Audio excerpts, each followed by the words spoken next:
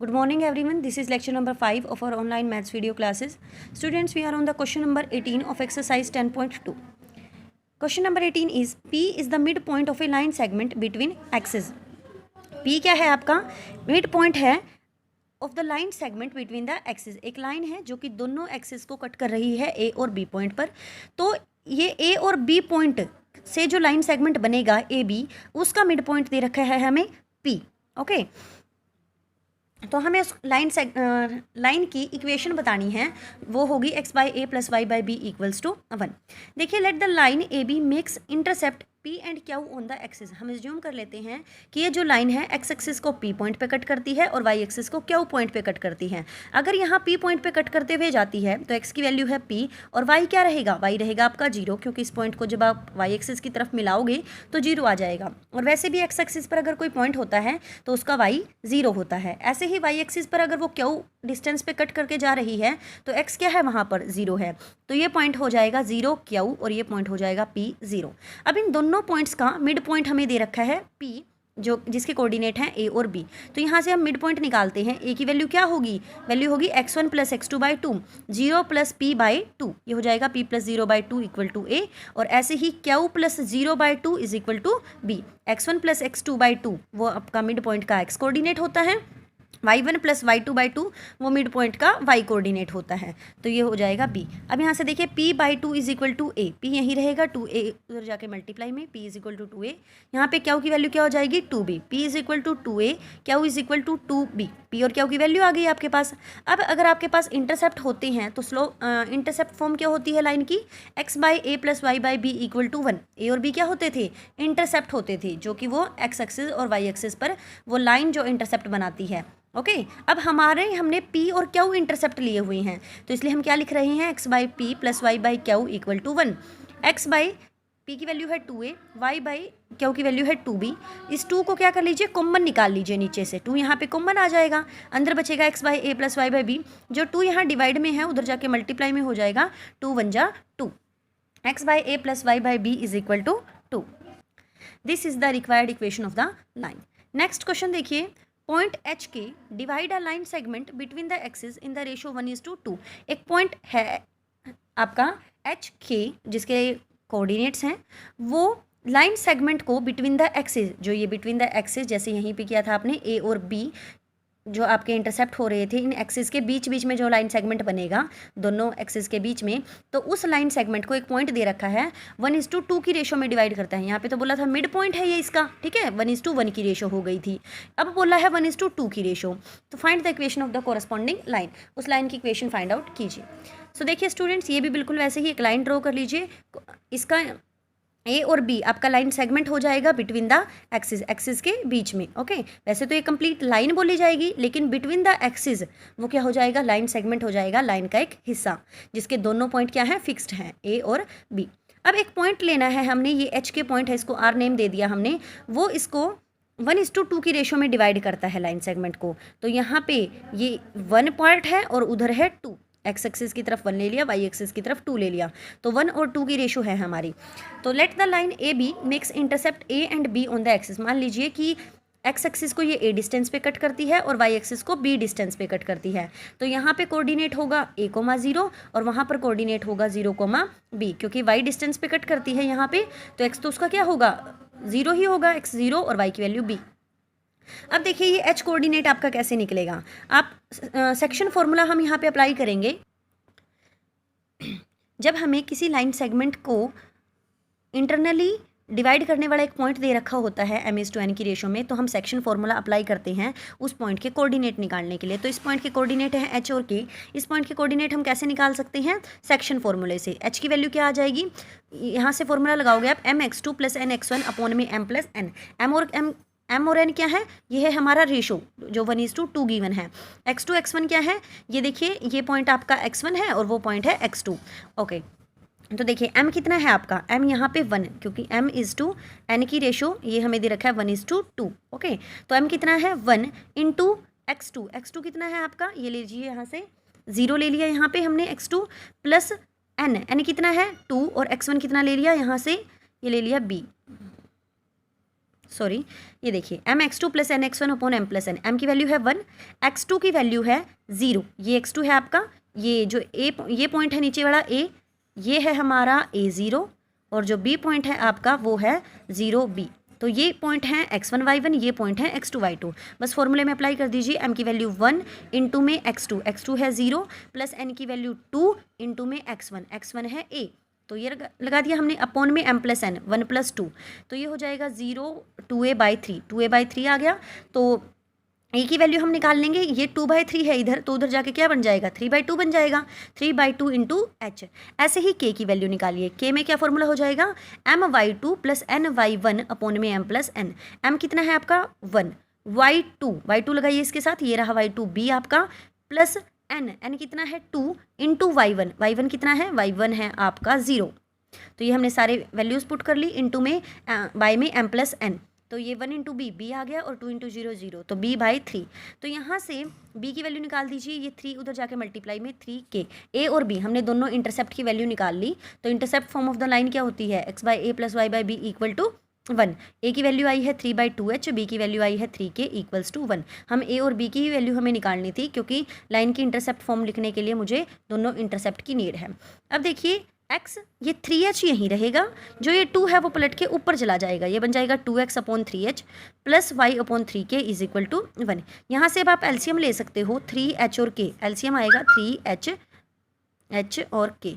3h से इसको divide करोगे k बचेगा, k के ऊपर मल्टीप्लाई कर दो 2kx हो गया, 3k से डिवाइड कर दो तो h बचेगा, h के ऊपर मल्टीप्लाई कर दो hy हो गया, इक्वल्स टू जो ये एलसीएम था उधर 1 की तरफ मल्टीप्लाई हो जाएगा, तो ये आ जाएगा 3kh।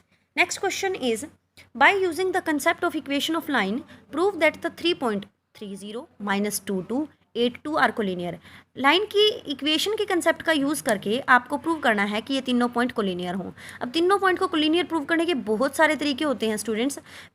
फर्स्ट तरीका है जो आपने पढ़ा था 10th क्लास में, क्या होता है कि आप क्या निकाल दीजिए, जैसे तीनों पॉइंट्स को ए बी सी एज्यूम कर लीजिए, ए बी बी सी और सी ए, तो ये तीनों निकाल दीजिए डिस्टेंस फॉर्मूले से। तो फिर क्या हो जाएगा आपके पास, उनमें से किसी दो का सम किसी तीसरे के इक्वल आ जाएगा, दो का सम तीसरे के इक्वल आ जाएगा। तो इसका मतलब है कि जो आपके पॉइंट्स हैं तीनों वो कोलिनियर हैं। ओके, ये तो था हमारे पास फर्स्ट तरीका। दूसरा है आपके पास एरिया ऑफ ट्रायंगल वाला। एरिया ऑफ ट्रायंगल आपने 10th में एक्सरसाइज 7.3 में किया था कि ट्रायंगल के एरिया का फॉर्मूला आपको पता है। एरिया ऑफ ट्रायंगल जब तीनों वर्टिसेस आपको दे रखे हों x1 y1 x2 y2 x3 y3, तो वहाँ से फॉर्मूला होता है 1/2 into x1 into y2 minus y3 plus x2 into y3 minus y1 plus x3 into y1 minus y2। 7.3 में ये फॉर्मूला किया है आपने। ओके, तो अगर इन तीनों पॉइंट से, जिन तीनों पॉइंट को हमने कोलिनियर प्रूव करना है, इन तीनों पॉइंट से बनने वाले अगर हम ट्रायंगल का एरिया निकाल लें और अगर वो ट्रायंगल का एरिया 0 आ जाए तो वो तीनों पॉइंट कोलिनियर हो जाते हैं। तो यहाँ से हम ये भी कर सकते हैं कि इन तीनों पॉइंट से बनने वाले ट्रायंगल का एरिया फाइंड आउट करेंगे और अगर वो 0 आ गया तो तीनों पॉइंट क्या हो जाएंगे, कोलिनियर। बट हमें उसका यूज़ नहीं करना, हमें बोला है इक्वेशन ऑफ द लाइन, इस कंसेप्ट का यूज़ करना है जो अब हम पढ़ रहे हैं। तो हम क्या करते हैं, हम दो पॉइंट से जाने वाली एक लाइन बना लेते हैं, इन दोनों पॉइंट से जाने वाली, और अगर ये थर्ड पॉइंट भी उसी लाइन में लाई किया तो तीनों पॉइंट हो जाएंगे कोलिनियर। तो आप क्या कीजिए, equation of line passing through the point, पहले दो पॉइंट से पास करने वाली लाइन बना लीजिए। 2 पॉइंट फॉर्म आप लगा देंगे, y माइनस y1 कितना है 0 equal to y2 minus y1 -2 minus 0 upon x2 minus x1 -2 minus का 3 इंटू x माइनस x1 है 3। फॉर्मूला अप्लाई कर दिया आपने, ये बन गया -2 अपॉन में -5, माइनस से माइनस कट होकर 2/5 इंटू x माइनस 3। ये 5 उधर जाके मल्टीप्लाई हो जाएगा 5y इक्वल्स टू 2 को अंदर ले लीजिए 2x माइनस 6। यहाँ से 2x आपका एज इट इज़, ये 5y इधर आके माइनस का हो जाएगा और माइनस का 6 उधर जाके प्लस का 6 हो जाएगा। 2x minus 5y equals to 6। ये हमारी लाइन की इक्वेशन आई है इन दोनों पॉइंट से पास करने वाली। अब ये तीसरा पॉइंट भी कोलिनियर का मतलब क्या है कि तीनों पॉइंट एक ही लाइन में हो। अब जब दो पॉइंट से एक लाइन पास करेगी तो थर्ड पॉइंट भी उसी में से पास करेगा अगर वो तीनों पॉइंट एक ही लाइन में हैं, क्योंकि दो पॉइंट से जाने वाली एक यूनिक लाइन होती है। और अगर मुझे तीनों ही पॉइंट उसी लाइन में से पास कराने हैं तो हमने क्या किया, दो पॉइंट से जाने वाली लाइन बनाई, वो तीसरा पॉइंट भी अपने आप उसी में से पास करेगा। ओके, थर्ड पॉइंट से वो लाइन खुद ही पास कर जाएगी। तो अब हमें कैसे पता चलेगा कि थर्ड पॉइंट भी इस लाइन में है या नहीं, तो आप थर्ड पॉइंट को पुट करके देख लीजिए लाइन में। यहाँ पे पुट कर लीजिए x की वैल्यू 8 और y की वैल्यू 2, यही पॉइंट है। x की वैल्यू 8 और 2 रखिए, 2 8 16 माइनस 5 2 10, 16 माइनस 10 इज 6। तो लेफ्ट हैंड साइड और राइट हैंड साइड इक्वल आ गई आपकी, देखिए। तो इसका मतलब ये जो 8 2 पॉइंट है वो लाई करता है लाइन के ऊपर, तो ये तीनों पॉइंट क्या हो गए, कोलिनियर हो गए। नाउ स्टूडेंट्स, अब हम कुछ बेसिक कर लेते हैं नेक्स्ट एक्सरसाइज के लिए, एक्सरसाइज 10.3। सबसे पहले आपको दिया गया है journal equation of the line, किसी लाइन की जर्नल इक्वेशन क्या होती है। अब तक आपने क्या पढ़ी, 1 point slope form, 2 point form, normal form, इस टाइप की हमने लाइन की इक्वेशन पढ़ी हैं। बट जर्नल इक्वेशन क्या होती है लाइन की, ये सारी की सारी जो भी फॉर्म्स होती हैं वो जर्नली किस में कन्वर्ट हो जाती हैं। तो देखिए a x plus b y plus c equal to 0, ये होती है हमारी general equation of line, 2 variable में और फर्स्ट डिग्री में। यहाँ पे कभी भी पावर्स 2 नहीं जाएंगी, 3 नहीं जाएंगी, हमेशा पावर क्या रहेंगी वेरिएबल्स की, एक्स और वाई की पावर हमेशा 1 रहेंगी। और 2 वेरिएबल में जो इक्वेशन लिखते हैं हम, वो एक लाइन की इक्वेशन को रिप्रेजेंट करती हैं। Okay, a x plus b y plus c equal to 0, इसको कहते हैं हम जर्नल लीनियर इक्वेशन या general equation of the line. ये लाइन की जर्नल इक्वेशन होती है जिसमें 2 वेरिएबल्स होते हैं। ओके, तो आगे है आपके पास different form of a x plus b y plus c. जो जर्नल इक्वेशन है इसको हम डिफरेंट फॉर्म में कैसे चेंज कर सकते हैं। पहला है स्लोप इंटरसेप्ट फॉर्म, जो आपकी जर्नल इक्वेशन है a x plus b y plus c, उससे स्लोप इंटरसेप्ट फॉर्म कैसे बनाई जा सकती है। ये होती है आपकी slope intercept form, y is equal to m x plus c. Just आपको पता होना चाहिए कि स्लोप इंटरसेप्ट फॉर्म कौन सी थी, यही थी हमारे पास, जहाँ पे हमें स्लोप दे रखा है m और इंटरसेप्ट दे रखा है c। तो इस इक्वेशन को हम इस फॉर्म में कैसे कन्वर्ट करें, जस्ट कुछ नहीं है, यहाँ पे y दिया हुआ है तो y की वैल्यू निकाल दीजिए, बाकी सबको उधर कर दीजिए, c उधर जाके माइनस का हो जाएगा, ax भी उधर जाके माइनस का हो जाएगा, और मुझे y की वैल्यू निकालनी है तो b सबके डिवाइड में हो जाएगा। तो यहाँ से जब आप ऐसा कर दोगे, y की वैल्यू निकाल लोगे, तो कंपेयर कर दीजिए, एम एक्स के साथ कंपेयर कीजिए, एक्स के साथ, जहाँ पे ये वाली टर्म है जिसको एम एक्स के साथ कंपेयर किया जाएगा, एक्स वाला, एक्स का कोफिशिएंट क्या है एम। ओके, यहाँ पे एक्स का कोफिशिएंट क्या है माइनस का ए बाई बी। सी क्या है हमारा, इंटरसेप्ट होता है, यहाँ पे सी कांस्टेंट क्या है माइनस का सी बाई बी। तो स्लोप आ जाएगा यहाँ से माइनस का ए बाई बी और इंटरसेप्ट आ जाएगा माइनस का सी बाई बी। तो कभी भी अगर आपको जर्नल इक्वेशन ऑफ लाइन दे रखी हो और उसका स्लोप निकालना हो तो आप क्या करेंगे, देखिए फॉर्मूला बन गया minus coefficient of x upon coefficient of y. A क्या था, एक्स का ही कोफिशिएंट था, और बी क्या था, कोफिशिएंट था वाई का। तो कभी भी जर्नल इक्वेशन से अगर लाइन का स्लोप निकाल लोगे तो minus coefficient of x upon में कोफिशिएंट ऑफ वाई, और इंटरसेप्ट क्या होगा minus c by b. Okay, constant के बाय में ये बी टर्म कर लोगे आप माइनस सी बाई बी। आगे देखिए इंटरसेप्ट फॉर्म आप कैसे बनाएंगे। इंटरसेप्ट फॉर्म ये होती है x by a plus y by b equals to 1। अब ये फॉर्म बनाने के लिए यहाँ से क्या करना पड़ेगा आपको, फर्स्ट ऑफ ऑल तो a x plus b Y को यहीं रखे, सी को उधर ले जाके माइनस में कर दिया, माइनस में किया, देन उस माइनस सी से डिवाइड कर दीजिए। क्यों, क्योंकि मुझे राइट हैंड साइड पे 1 चाहिए। तो ये देखिए ए एक्स अपॉन ये प्लस में बी वाई और इक्वल टू माइनस सी, फिर माइनस सी से डिवाइड करोगे तो ए एक्स बाई में minus c, b y by में माइनस सी इक्वल टू आ जाएगा माइनस सी के बाई में माइनस सी करोगे तो 1। क्योंकि जब ये ए ऊपर है वो इसके डिवाइड में आएगा यहाँ पे, ऐसे ही जो बी यहाँ है वो यहाँ पे नीचे आ जाएगा। तो अब आपके डायरेक्ट इंटरसेप्ट कंपेयर कर लीजिए, ए की वैल्यू क्या है minus c by a, b की वैल्यू क्या है माइनस सी बाई बी। ये होगी आपकी इंटरसेप्ट फॉर्म। आगे क्वेश्चंस में आपको और अच्छे से क्लियर हो जाएगी कि हमें कैसे चेंज करना होता है। आगे है आपके पास नॉर्मल फॉर्म। नॉर्मल फॉर्म होती है x cos omega plus y sine omega is equal to p. P क्या होता है, उस लाइन पर ओरिजिन से डाला गया परपेंडिकुलर, और ओमेगा क्या होता है, जो वो परपेंडिकुलर है लाइन वो एक्स एक्सिस के साथ कितने डिग्री का एंगल बनाती है, वो होता है ओमेगा। तो यहाँ से देखिए a x plus b y equal plus c equal to 0, इसको हम कन्वर्ट कर लेते हैं x plus b y is equal to minus c में। तो देखिए अब ये दोनों इक्वेशन सेम हैं, क्योंकि ये नॉर्मल फॉर्म है और ये इसकी जनरल इक्वेशन बना दी हमने। तो ये दोनों इक्वेशन सेम है, तो हम इनका क्या कर लेते हैं, यहाँ से आप कंपेयर करके देखोगे एक्स का कोफिशिएंट ए और वहाँ से एक्स का कोफिशिएंट कोस ओमेगा, वाई का कोफिशिएंट बी और वाई का कोफिशिएंट साइन ओमेगा, और यहाँ से कांस्टेंट माइनस सी और वहाँ से constant P.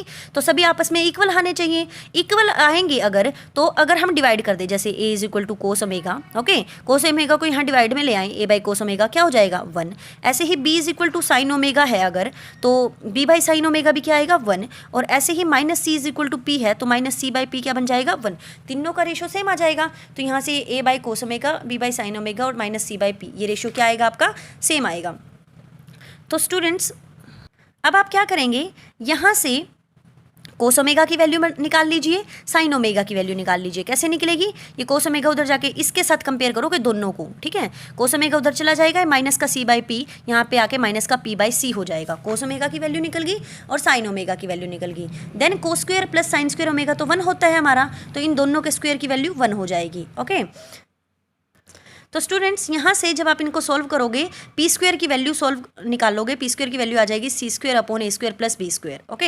And cos omega की वैल्यू आ जाएगी, कोस ओमेगा पी की वैल्यू आपके पास आ गई, कोस ओमेगा में पी की वैल्यू पुट कर दीजिए, माइनस का ए बाई सी है ना, तो माइनस का ए बाई सी, और ये सी तो बाई में ही रहेगा, पी की वैल्यू पुट कर दोगे, सी से सी कैंसिल हो जाएगा, तो ए बाई में अंडर रूट ए स्क्वायर प्लस बी स्क्वायर, और साइन ओमेगा की वैल्यू आ जाएगी plus minus b upon under root ए स्क्वायर प्लस बी स्क्वायर। इसके आपको खास नीड नहीं है, जैसे हम क्वेश्चंस में करेंगे वही आपको करना है, ये जस्ट मैं वैसे बता रही हूँ कि चेंज कैसे होता है, okay. Cos omega sine omega की वैल्यू निकाल ली, फिर हमारे पास आइडेंटिटी होती है sine square omega plus cos में omega is equal to 1, values put कर दीजिए, वहाँ से पी की वैल्यू आ जाएगी, पी की वैल्यू को यहाँ पे पुट कर लीजिए दोनों में, तो कोस ओमेगा और साइन ओमेगा की वैल्यू आ जाएगी आपके पास। तो देखिए कोस ओमेगा की वैल्यू ये होती है, साइन ओमेगा की वैल्यू ये होती है, और पी की वैल्यू ये होती है, ये आपको जस्ट लर्न कर लेनी है, ओके। क्या है कोस ओमेगा में ए के बाई में under root A square plus B square, sine omega m B k by में अंडर रूट ए स्क्वायर प्लस बी स्क्वायर, और पी के लिए सी के बाई में under root A square plus B square. Okay students, have a nice day.